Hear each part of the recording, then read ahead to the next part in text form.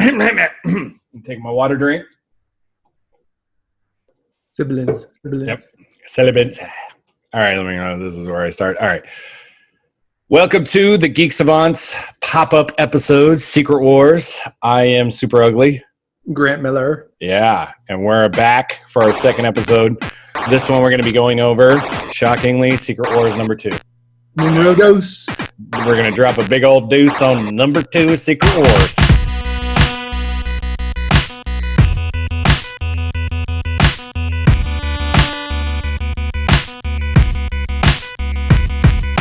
So this one basically, was a follow-up to the first issue. So things are starting to get a little crazy. At the end of the last issue, we basically left off with I believe the Cap was like pissed at Hulk because he was like, "You didn't wake me up. I told you to wake me up, and now they're gonna attack." And like, sure enough, they attack. So yeah, the Doom Patrol comes rolling in and. Yeah, let's here, I'm going to pull up our images here. We'll start with the cover. It's always a good one to start with. This is a great cover for this Yeah, I want to mention just about the cover of all 12 issues. This isn't for me in the top 3 favorite covers. This is in your top 3? Oh yeah. Yeah, this one is really good. Something interesting about this book is that this is like probably the only one of these that I still have of my original run. Really? In the bag and board, I imagine it came in when I got it, because like I bought it, I didn't get it right away. Like I went to the shop, they were already like, it was, I remember the comic shop. If you didn't get it right away, they'd put it in like a bag and like put it behind the counter kind of a thing, right? Yeah. So that's what I think I got this like late. So, but yeah, this one is definitely one of my favorites. It has like Zek just like killing it on the faces on this one, dude. And just with that predominantly black background with the explosion and the perfect Magneto, it's just very dynamic and awesome. I love it. Again, like we talked, kind of like, Magneto was an interesting character to even have in this book. And if I was to like start this off, like not really knowing how they were going to use him, it's crazy that the second issue, they like really go hard in on like his story. And he's barely in it. He is. That is funny. I mean, this is primarily like a battle issue. Like it's a lot of battle time. It was very much a filler issue where we got the first issue is all set up. Right. And that's perfect. And then this issue even had some callbacks to the first issue for Dr. Doom. And yeah, there was a great, I was going to say something about that. It's like they did a full recap. Like, this is what the Beyonder said. This is what he did. This just to catch you guys up in case you missed previously on Secret Wars. But they did do some good stuff we'll get into as we go through the pages. Even for a filler issue, it had some good setup and just general information in it. So we go from the the first splash page is basically like Cap being like, "All right, bros," like it's funny because the splash is like Cap's like, "All right, they're coming." Wolverine's like, "Sweet, I'm stoked to fight," kind of a thing. But like this is the second page is just straight up like, oh geez, where I can't. Do you see it? I can't see it right now. I can see it, but it's there. It is. It's right. blowed up. How's that? Good. That's better. Yeah. Yeah. So the like this is the second panel is like them and their little War of the Worlds tripod, like ripping the shreds out of these dudes. Do you think this is like?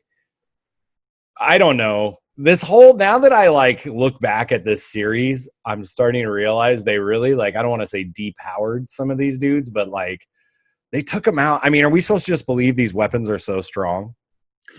That's what they talk about that. Doom mentions how powerful, the tech is and Kang kind of says the same thing. So the way I took it is that some of these weapons that they have are that powerful. Like they really, knock them for a loop. Even like Hulk down here is saying like this high energy electron beam. It hits like Thor's hammer. Yeah, and think about it in terms like that. Is if Thor hits, just about anybody with a good strong hammer, they're done. This is pretty wild. I actually, I picked. I know we can just go ahead and I'll pull it up real quick. I picked this panel. And so, I mean, we might as well. Oh, mine's all fucking pixelated. I'll go back to yours so we can get a good look at it. Sorry. But yeah, I picked that. I know I picked that panel because I knew you would want to talk about that one. Where the fuck did that page just go? Oh, there it is. Boom. Boom. Nope. Technical difficulty. Beyonder is fucking with us. I know. Beyonder, stop, dick.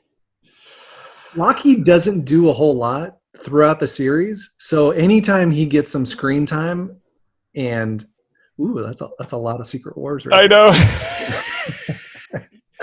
Yeah, this shit is like really cool because, like, do you want to give a quick explanation as to what Lockheed is and was and how? I don't even know how. This is early in his like tenure. It really is. He's a Shi'ar creature. I can't remember a whole lot about him other than that he's from the Shi'ar galaxy and he stows away, and he's a lot smarter than they talk about. Like he's like got the intelligence of a regular adult human, but because he doesn't show it. You think of him as like a dog or something. Right.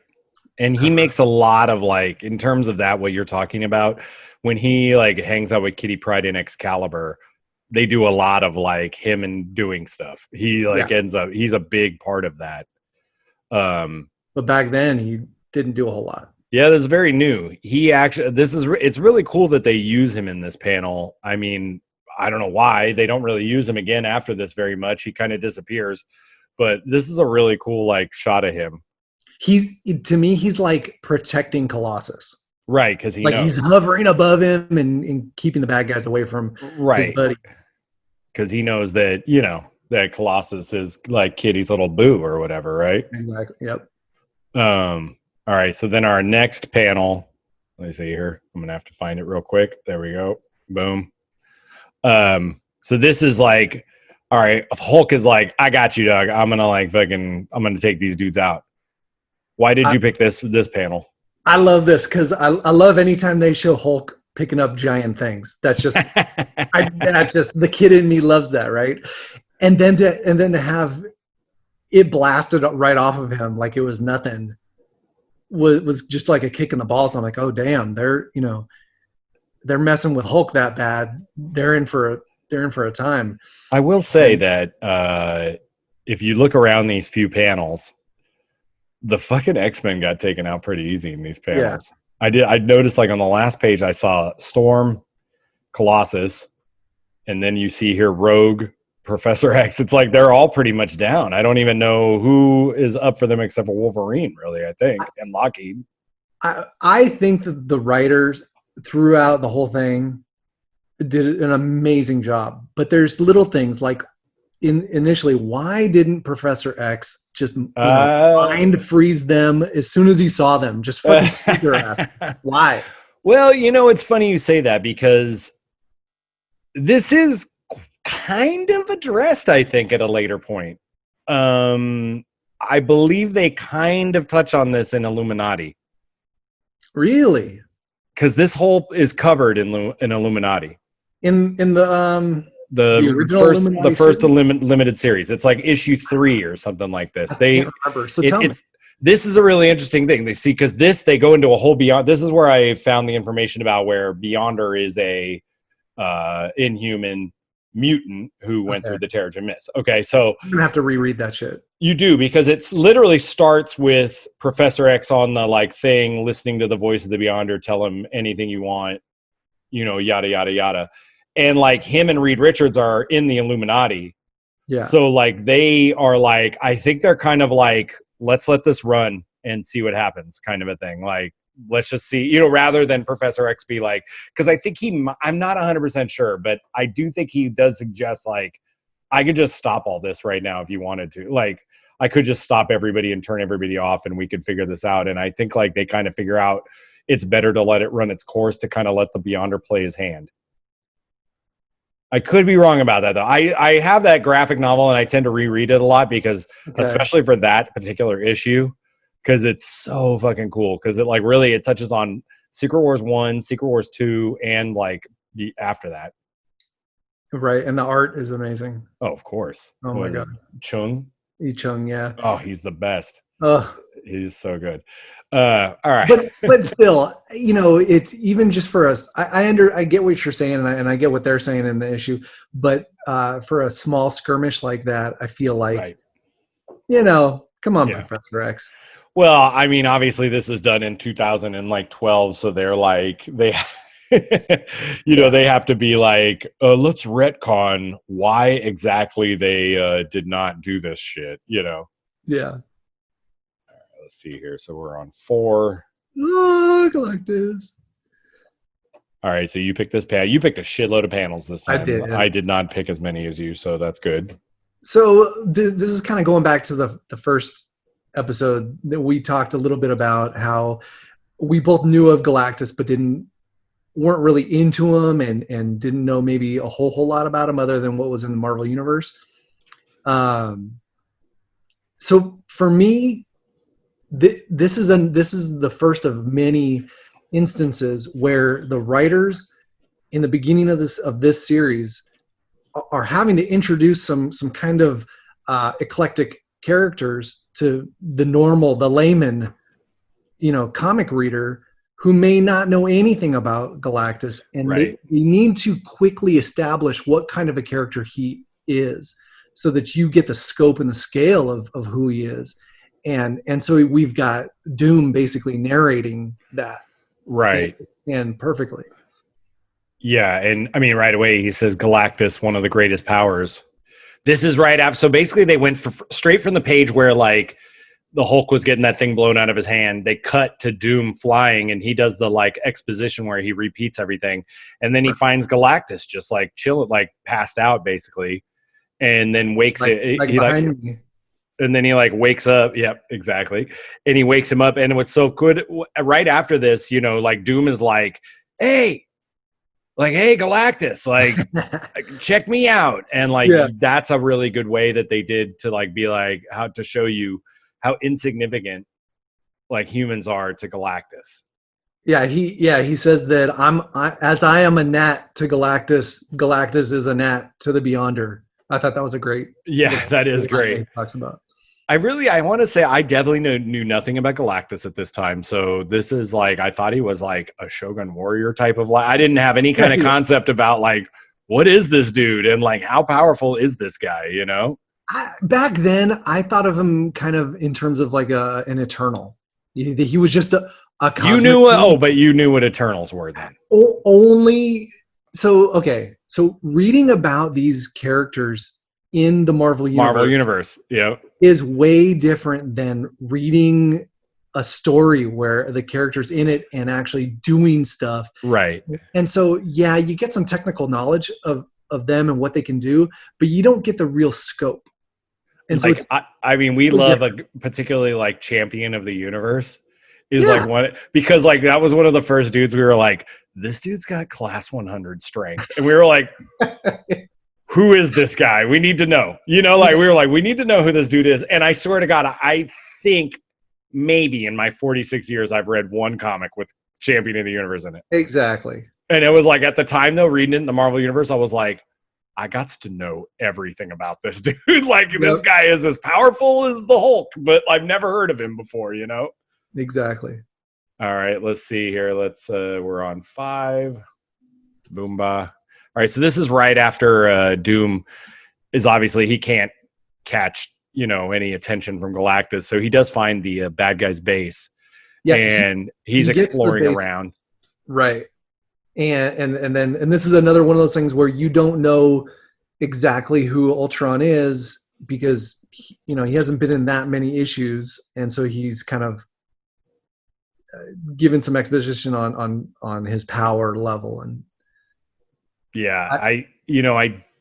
this is so interesting. This comic book is just crazy to me now that I'm looking back at it, just how much it like introduced these dudes to me. Like even Doom is so great. Like I did know who Doom was at this point, but like this just like really hammers home like this guy is like a force to be reckoned with. He is on his own path. He like is tussling with he puts himself up there with like the greatest of the great, and he's not just some like Spider-Man villain, you know. He's not like the Rhino or something like that. It's like he really comes off in this as huge as a character. Yeah, he does. And correct me if I'm wrong, but I don't think there's at any point in any of the issues does he use his magic. No. See, that's the thing is it wasn't until like I went back to those like Fantastic Fours with like John Byrne that all of a sudden like he's got a ton of magic. He's doing tons of magic in that stuff. He really doesn't. Awesome character. Do you think that he at the end, when he starts doing some of that other shit, does he use any magic there? Like, is his armor laced with any of? I don't think it is. I don't think so. So crazy. He's a dude that has 100 times tried this plan. Like 100 times he's tried this. Like, but he didn't have Claw. Yeah, I can't wait to get into the whole stuff with him and Claw. It's so great. Right, Claw's so great. All right, so that was the page 5. Hold please while I get the next page 6. We're going to go to the next page, which is basically another fight scene. There we go. This is a great page. Oh, that's just comic porn. Seeing Thor knocking that little hill on top of him, and then the other thing I wanted to mention was they keep having Hulk be such a dickhole, and it pisses me off because Hulk is Hulk is pretty much my number one favorite comic book character of all time. Mm-hmm. If I had to pick a good guy character, it's the Hulk. He's mine too. And he's such an a-hole throughout the whole thing. It is super weird. It's super weird. It's tough because, even at this time, I know we kind of came into this Hulk run right around 300, but I hadn't really been like, I wouldn't say I was reading like 290, 291. So it's like, I don't necessarily know until like 300. I didn't even necessarily realize how much of Banner he was at this moment. I didn't either. And so like to hear this version of him, it's so crazy because he is such a dick in this. Looking back at Hulk issues around this time, was he also like that? Well, he was slowly losing his cool. And Nightmare had started kind of fucking with him a little bit, kind of pushing him over the edge every now and then. So really, he was like in the last like 6 months prior to 300, or, I would say like 5 months prior to this or something, he had started to notice his little bit of like degradation in his brain. And that was like, it wasn't so much that he was getting stupider, but he also was getting more frustrated the stupider that he got. Right. And so a lot of that pops up in this series, which is how even he can't believe how depowered he is in the sense of like, he normally, he's like, oh, I can do anything. And then he gets like knocked over pretty quick, Yeah. I personally, I wish they had just made him maybe more, he is being pretty aggressive and aggro and stuff, but instead of being kind of snarky like they make him, I kind of wish that they had just made him just meaner instead, but whatever. That's my preference. What's funny is that, and like this isn't something that kind of I've realized until later, but Bruce Banner might be kind of an asshole. Is he like an asshole dude? Usually he's what, they always call him a milksop. He's just kind of a wishy-washy dude.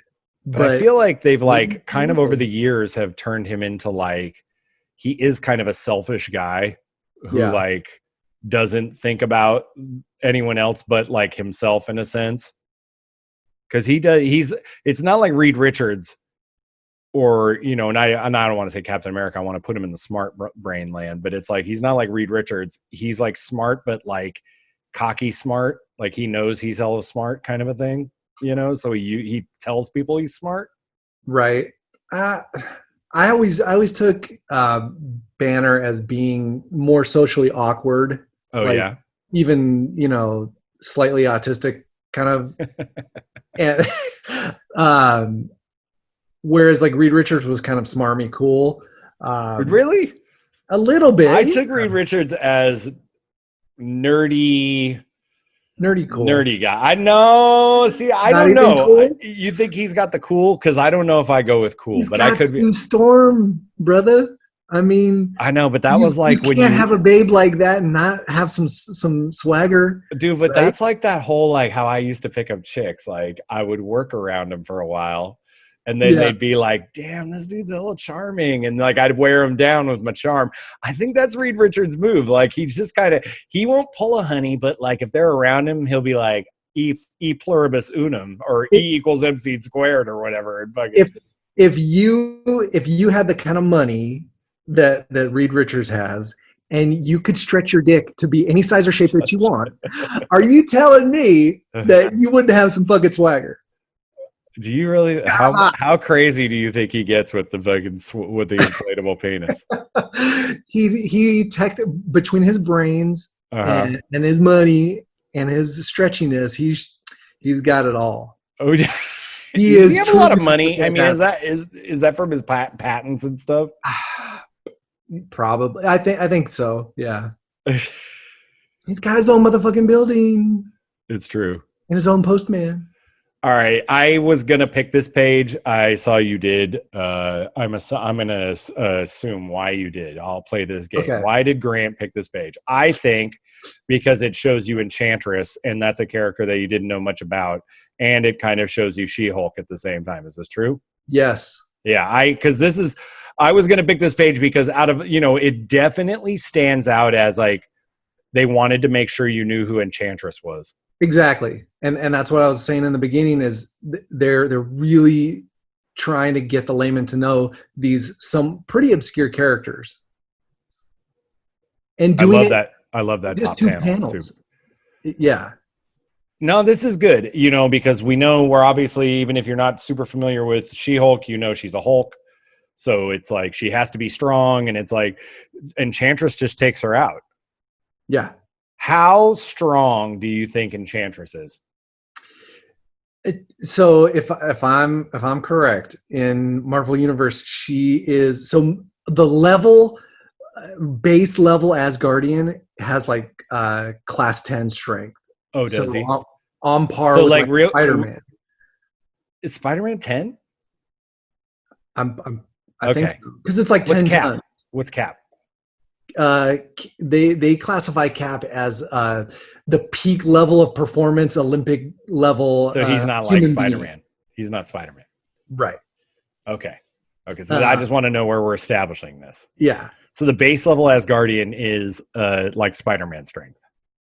Yeah, but then you've got the second tier of Asgardians you've got your Lokis, Enchantress, like basically what you would say called like the Royals, and they're the Warriors 3, Balder, that kind of shit, Sif, that kind of thing.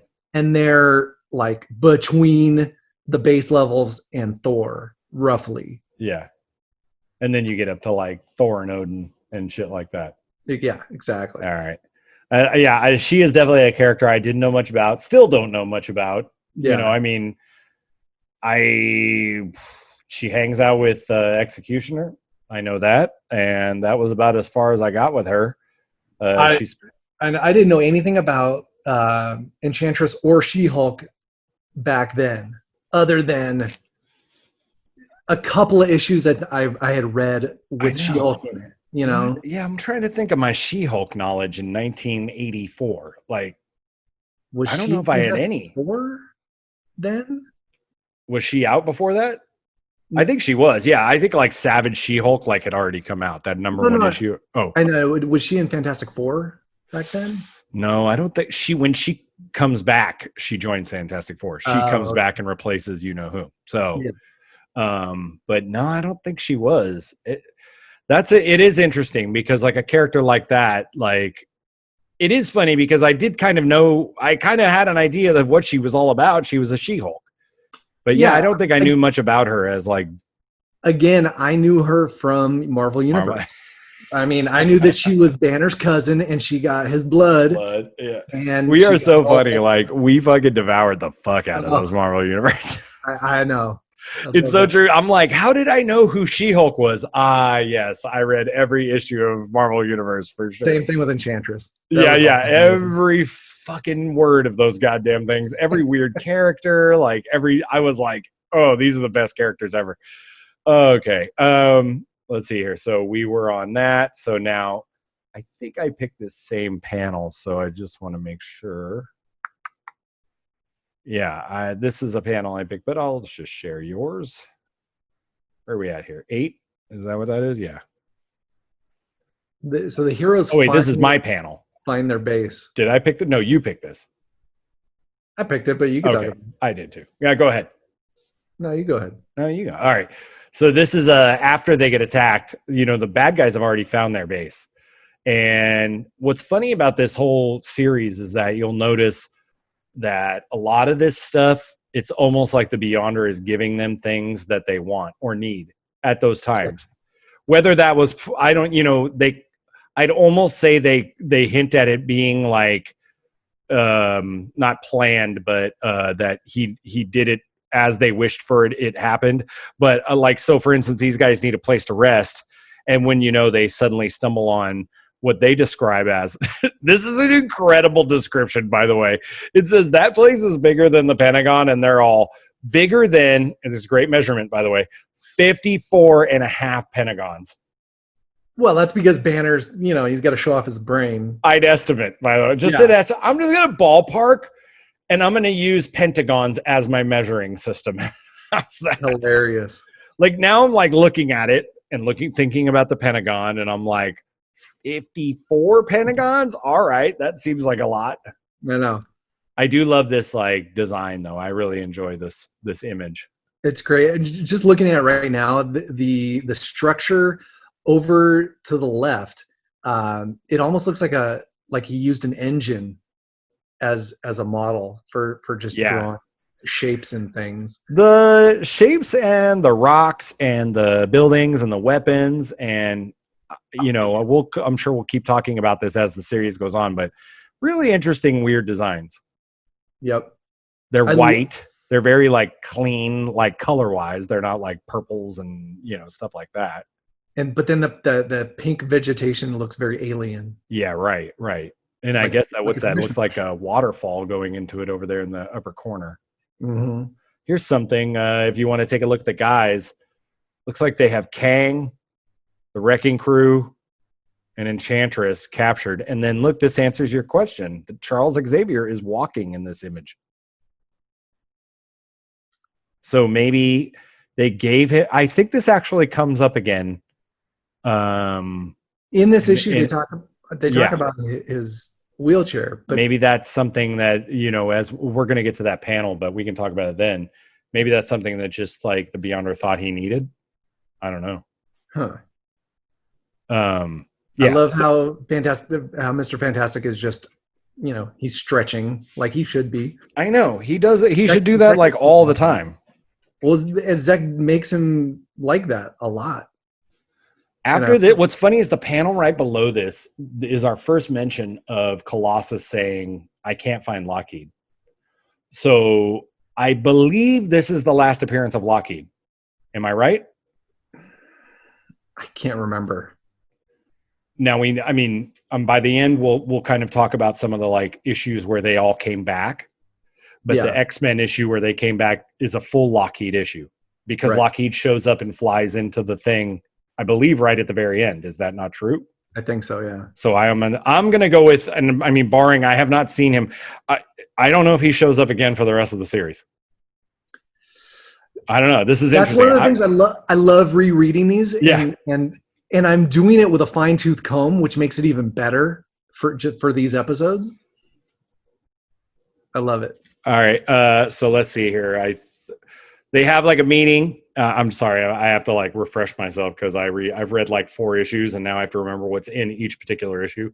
They have like a meeting where they kind of discuss like what's going on, like, who's in charge of what. Okay, we're going to do like guard duty. This person's going to stay up and that person's going to stay up.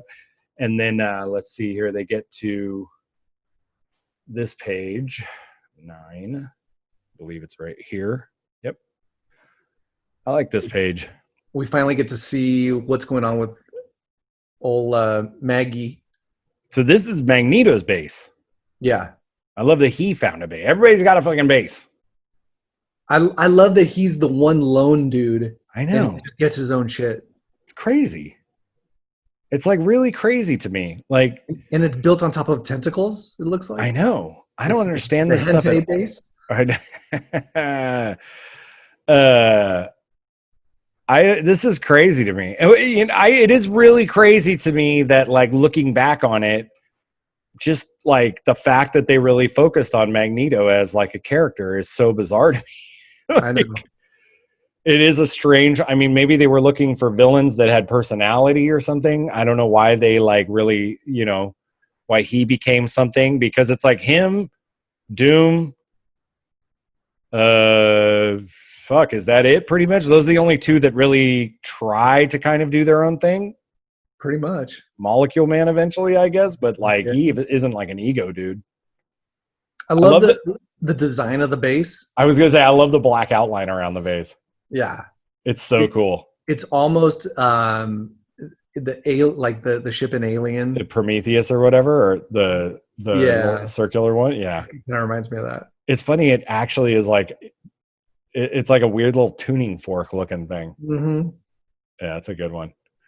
All right, so then I'm just gonna make sure I scan through this, make sure I don't forget anything. Oh, okay. So then all the villains that have gotten their asses mopped get back to the base, and when I'm trying to get this thing up here, when that fucking Doom like greets them at the base, and they're like, I really do love like Wrecking Crew and Absorbing Man in this series a lot. Their fucking attitude is just, they always have like, they're of course, so aggro all the time. Yeah, I didn't know who these guys were, but they are always ready to fight. They're all on. So the panel before this, they're approaching the base, and Doom has just come out and he says, "Welcome to Doom Base." Yeah, I love how he just named it. Yes. Now Doom Base. And this one, we see that he, real quick before we get into what happened here, that shot of the crack panel is so good. That. It's like beautiful. Typical Zek.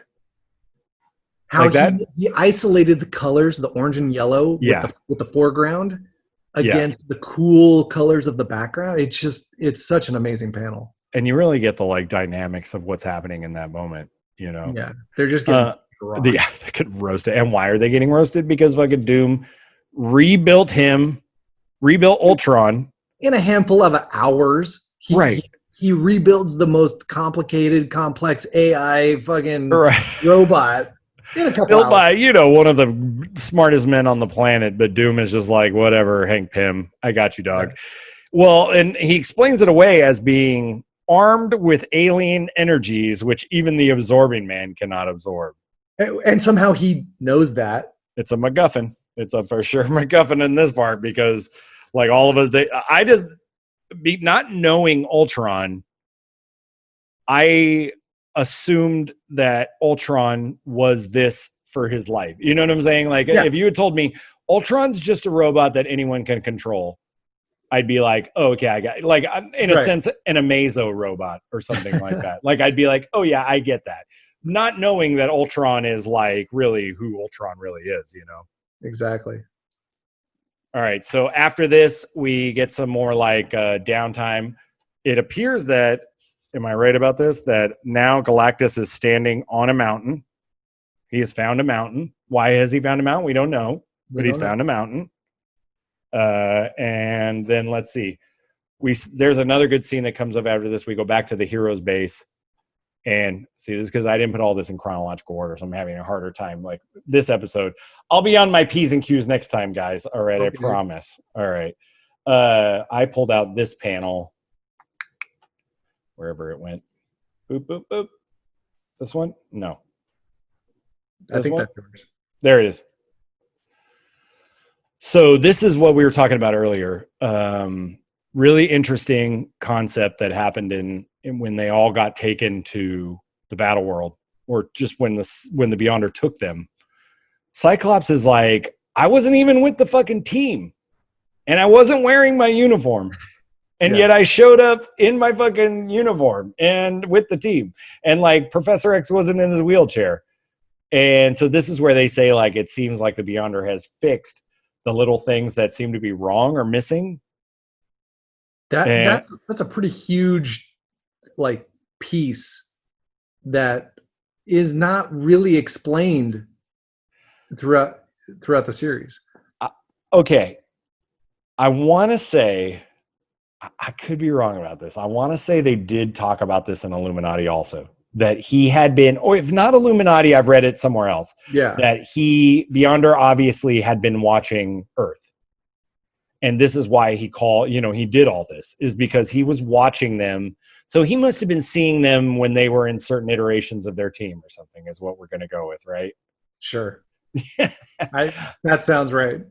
I like that Reed just kind of like, I don't know if Cyclops is like knows this, but Reed just kind of like busts out with like, oh yeah, and Spider-Man's got web shooters, by the way, if you didn't know that. Why would Cyclops know anything about that? I know. It's like, I was like, web shooters. Okay. Like, I did not know that. All right. So they start chitting and chatting. And then let's see, Magneto, I believe Magneto shows up at the base, right? Yeah, he sneaks in, uses his magnetic powers and disables the alarms and things of the hero's base, and he just kind of starts flying through. And what's this page? What's this page? I skipped over this one. Okay. Oh, this is a good panel. That's Doom sucking up to Molecule Man in a very Undoom-like way. Oh yeah, and this is awesome. That's some foreshadowing for later. Yeah, I love this panel. This is great. And that's something that, not knowing anything about Molecule Man, like I totally just glazed over it when I first read this, when I was a kid. And I'm like, okay, whatever. He wants everybody to like him and be on his side, but that's not really what's going on. That's not Doom style at all. No. Well, what's funny is so just in this panel, he says, I'm the absolute master of molecules. I'm never hungry. And then like, I can always reconstruct the molecules. And then even Wrecker is like, he's more powerful than all of us combined, controlling his molecule. So I mean, that one panel, they bust out a lot of info about Molecule Man. Yeah. And it's almost a throwaway panel, but it's really not. They use the word milksop, which is cool. They called Dr. Doom Doomsy. Doomsy. How do you think that Absorbing Man and the Wrecker are bros? I don't know how much they team up. Do they ever team up? Yeah, they do, but only like to knock over banks and whatnot.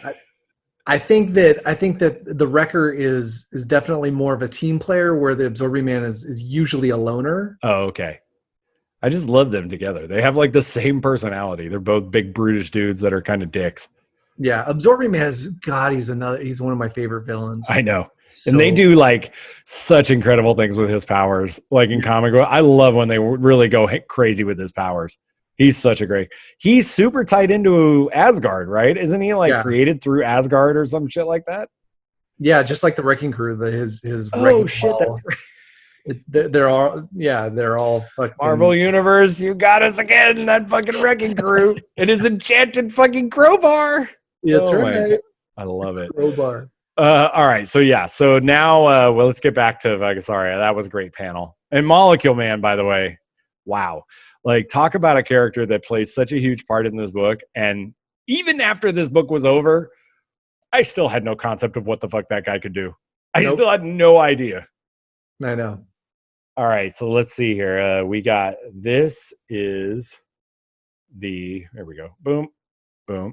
So basically, leading up to this, Magneto, he sneaks in and he's flying through the base, and we kind of lose sight of him. And he's just he's kind of in his little thought bubbles. He's, just saying, "Oh, I'm going to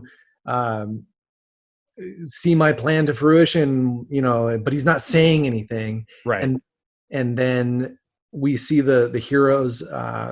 They're just kind of milling around, and Spidey's spider sense goes off, and he tells Human Torch to go get help, and then it kind of cuts to this, which I love this panel. I love this panel. Like, the fact that Spidey is like, I want to say he's stoked almost. Like, what is Wahoo? I know, it feels like he's having fun in this panel. I don't know why. It's so great. They've done it crazy. They've gotten really crazy with Spider-Man over the years and stuff, but like, there is a period of like the late 80s and stuff and early 90s Spider-Man where he was so fucking rad. He was like the Deadpool of the time. Like, they made him really silly. Yeah. And they've kind of toned it down a little bit as he's gotten older, I guess, but it's like he was so fucking goofy for a while. I know. And you would say I would say that Zek, his forte is the big strong guy like a Captain America, Wolverine, Punisher. Right.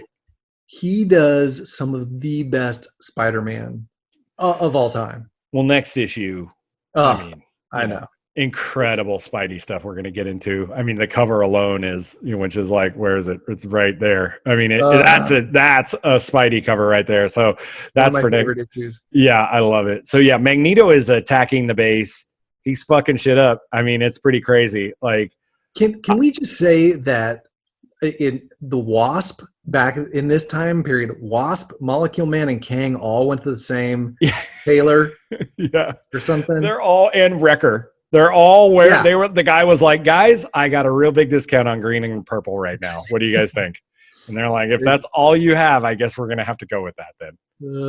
Yeah, I mean, I will say I am a Wasp fan. I am like, she was the leader of the Avengers. I liked her in that. I've been a fan. Not so much. No, all right. And it's kind of one of those things where I definitely don't like this outfit at all, or her hairstyle in this. Yeah, very unflattering. Yeah. All right, so this one is there. It is. So they're all chasing after old Magneto, and this is a great page to talk about. First off, I love what Magneto does to Wasp. Yeah, and the fact that he kind of takes her is really interesting. It's weird because he never says, up to this point, he doesn't say what his plans were. Like, what was he originally planning to do? And then he just says, "Oh, I should abandon my first plan, which was fucking garbage." In the next issue, or the fourth issue, do they actually talk about his plan? Was his plan to come back and just like be like, "Let's kick it and be friends again," kind of a thing? It might have been. Because when that page where they showed him in his base, he was like, "Oh, I could just tell that we're all working towards the same thing. It's like destiny." And he's like, "Is this what it feels like to be on the same level as humans?" So I wonder if he's like contemplating, like, we're all in this together. I should go back, and then immediately he gets attacked. I think that's kind of the vibe when him and Wasp are talking in that one issue that we'll get to, like, down the road, is like, I think he's kind of trying to be like, "I'm not that bad. I'm not, you guys misunderstand me," kind of a thing. I could see that. This page, so there at the bottom, we get our first appearance, and I don't know, this is going to be a big discussion throughout this whole series. The first appearance of Benjamin fucking Grimm, somehow on this planet, thing can turn into Ben Grimm again. And this is the first appearance of it. And he's confused. We're confused. So reading this and seeing that, I was like, "Oh shit, that's when he turns into Ben." And then I was thinking, when was the last time that he turned to old Ben Grimm? It was probably I had a It's an comic. FF. Maybe. I know I had one of my earliest comics, so that would be 78, 79. So about 5 years before this. He is turned into a human. And he is Ben Grimm. And I think he has the ability to kind of Hulk it, like where he can force himself to turn into Thing or back into Ben Grimm. And of course it goes wrong and it doesn't work out and it doesn't keep, basically. Yeah. Between there and this, honestly, I do not remember reading a story too much of where they may have tried, but I don't know if they actually ever succeeded turning him back into Ben Grimm after that. What I remember is the occasional, like, one or two issues where Reed says, I think I've discovered a way to do it, and they shoot him with a ray and he'll like start to change. Yes. And then it goes, and it goes back to the thing. I think that's all that happened between like the late 70s and then this. Cause like, yeah, they would like have him and he'd be getting blasted. And then it'd be like, you see him like kind of turning and then he'd like turn back to like Rock Guy or whatever. But the thing with Thing is he's always trying to become human again. Always. And right around this time is when he got hooked up with Alicia Masters. And so like he was like hell of into, yeah. Okay, so he's a pretty hunky dude there. Oh, he's right up your alley. A fine Jewish boy like that. Look at you. Very chest going on. I know. This is an alternate reality you right here. Okay, so though, let's talk. And I know we don't need to get into it too hard because this, like I said, goes on for fucking another 10 issues. Yeah. What's your opinion of this whole thing, Ben Grimm storyline? I was back then. I was super bummed. I was like, me too. Because I love the Thing. I do too. He's super powerful, and now they've just lost out on this like crazy powerful character. What the hell, man? I know. I was like, wait, so you're telling me that like in the heat of battle, I have to worry about like the Thing is going to turn back into Ben Grimm, for God's sake? Yeah. Give me a break with this shit. This is so silly. He's got no skills other than flying shit. You know, he can fly stuff. He's not Bruce Banner when he's like a human or something, you know? No. I have to say, and you know, I don't want to get into it too much because at the end of this, we'll talk about the, you know, what with the aftermath of all of Secret Wars.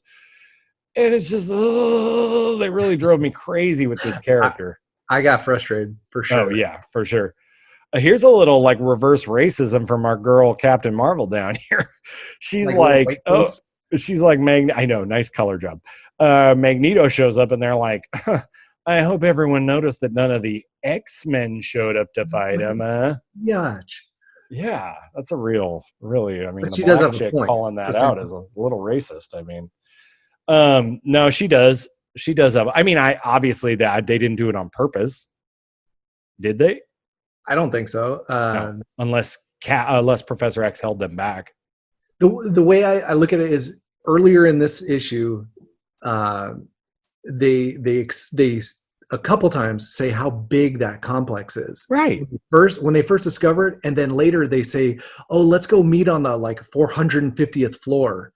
Right. The big dome is. So you know this place is ginormous. So I took it as the X-Men are in a fucking like faraway wing and they just didn't get there or something. Right. Or they didn't like, hear what do you want from them, for God's sake? It's like, did you not hear it's 54 and a half pentagons? Okay. They're in the 30th pentagon right now. Okay, bro. All right. So after this, we get to the heroes kind of regroup. They head back into their base to kind of sorry. I almost hit end meeting. That would have been good.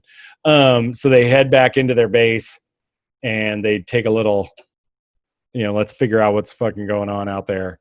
And it looks like a lot of shit's going on. Yep. I mean, we got on one screen, we got our bro Galactus doing something. The second screen, we got a fucking shitload of bad weather. And then in the next one, there's looks like Doom Base or whatever. Yeah, I figured that was probably Doom Base. So that's interesting because, the weather weirdly does play a factor in the next couple issues. I can't even remember. No. You don't remember your boy Thor standing there smiling as the rain is pelting down upon him? Oh, I can't wait to read it. Look at all the awesome weird tech that I The know. Kirby tech that he drew back there. It's so cool. It is. It's like a weird modern version of like a Kirby tech. It's not Kirby, but it is Kirby. Yeah. Like he I did a like it very better. interesting job of like not completely aping Kirby, but kind of giving it that Kirby vibe. I wonder if they instructed him to do that or if that's just how he drew. Like his homage or something. Like if I was to draw this like big white dome building over here and I drew these little black things sticking out of the dome, I'd be so bummed on myself. I'd be like, this looks like shit. But like he did it and it looks great. I don't know. I mean, I would talk myself out of a lot of this stuff, but he doesn't. What were your thoughts back then, if you can remember, about Galactus and what they're showing? I had no fucking idea. I mean, we read about in what was that book called again? Oh yeah, Marvel Universe. Yeah. About Galactus and the ultimate nullifier and kind of what had happened. What happened? Because at this moment, again, I don't fucking know. Because I don't know the history of Marvel that well. I believe he's only attacked Earth once. Is that true? Twice? By Once? then, maybe twice. Because because it was such a big deal when he attacked the first time. Yeah. So I'm like, they couldn't just keep throwing him out there as like random villain of the week. I had no idea back then. Yeah, well, they put something's going on because he's got the energy beams coming off of him. Okay, who is standing between Cap and Captain Marvel? That is Thing. Oh. In his little underwear, right? I know. It took me a minute. I was like, did Submariner just show up out of the blue or something? Like, where's he from? Shout out to fucking She-Hulk for rocking fucking leg warmers through this whole thing. She don't even give a fuck. Go back to the previous panel. All right. Apparently you think I'm technically savvy to do that. So the last panel was Shulky. No. Yes. This one. Look how hot she looks right there. He did a smoking hot job on her right there. But weirdly, I'm going to say the hottest she looks is when it's not even Zek drawing her. It's that last issue when I think it's Art Adams draws her. Yeah. She looks really good. Okay. It's like one of my favorite like drawings of her. Awesome. It's the one where Thing is crying because he's turning back into Thing at that time, I believe, while they're fighting monsters. And she's looking at him like while he's turning back into, and dude, it's such a dope picture of her. I can't wait to see it. I know that. I can't wait to get to that page so we can just discuss the shit out of that page. I know. In this earlier, like when she fights Enchantress, she's a little ugly looking, but here, I don't know if you got some good reference or what, but he likey. She-Hulk, she's a hot piece of ass. She's a hot piece. I'd bang her. She'd rip my wing dang off though. She is. Imagine what her muscle, her kegels are like. They're rip me off. Her she-vag. She-vag would rip me to shreds. I know. Oh man. All right. Well, that was issue 2 of Secret Wars. We hope you guys like that. I fucking enjoyed going through this issue. Each issue is a gem. Yes. Even a filler one like this is such a gem. There are some filler ones coming up. Like there are some. It's buttressed by like really incredible issues, but I do believe there are a couple issues where I'm like, ooh, not a lot happens in this issue. But I can't wait for the next one. Ugh. I know the next one's so good. I'm trying to think. Yeah, and then number 4 is that pink cover right there. Yep. That's a good one. Yeah, these are all fucking good. Yeah, because there's all kinds of crazy shit that goes on in them. There's like a whole lizard subplot that happens. Oh, I forgot about that. Right? Yeah, him and Wasp become bros, apparently. It's like, I fucking love this series. I know. Do you have a favorite cover?